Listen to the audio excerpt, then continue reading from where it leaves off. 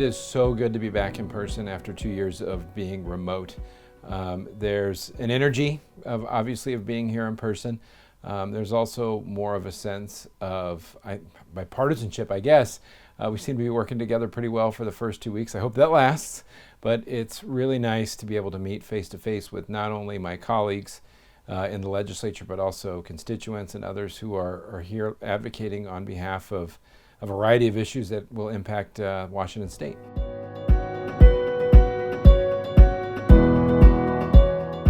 So we are still working to rein in executive powers, as you know we've talked about the last couple years.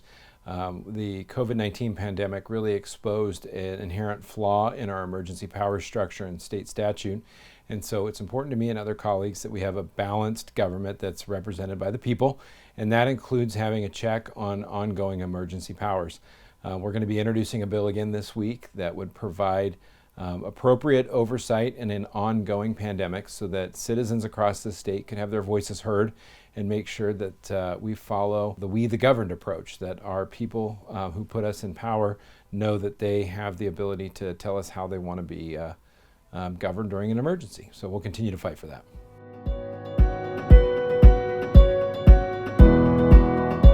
Thank you. That's a great question. So my colleagues and I are introducing a parental bill of rights with the focus on establishing and within state statute essentially the rights of parents in Washington State.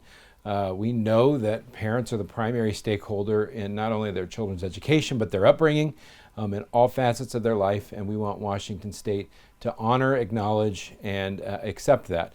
Unfortunately, we've seen far too often out-of-control legislatures looking to limit parental rights and make the state a co-parent with children. And that's simply not acceptable to myself as a parent, and I know millions of parents across this state.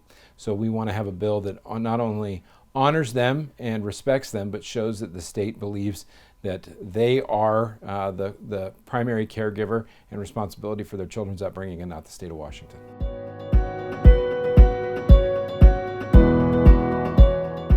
Yes, if you remember 2 years ago, the initial capital gains tax was passed, and it was specifically championed as only for the wealthy and only for those who are making a considerable amount of money would ever be affected by this. The average Washingtonian wouldn't.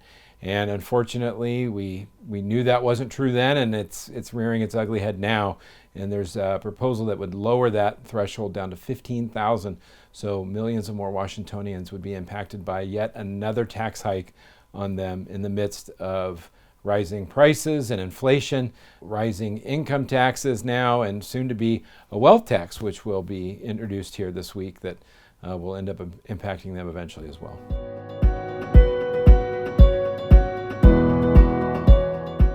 So if people want to get a hold of me, they can visit chriscorry.houserepublicans.wa.gov, where they'll find all my contact information, sign up for my email newsletters, and I'd be happy to help address their questions. And they can always come down to the Capitol now that we're back. I would love to see them in person. It makes my day when I have constituents from the 14th here in Olympia.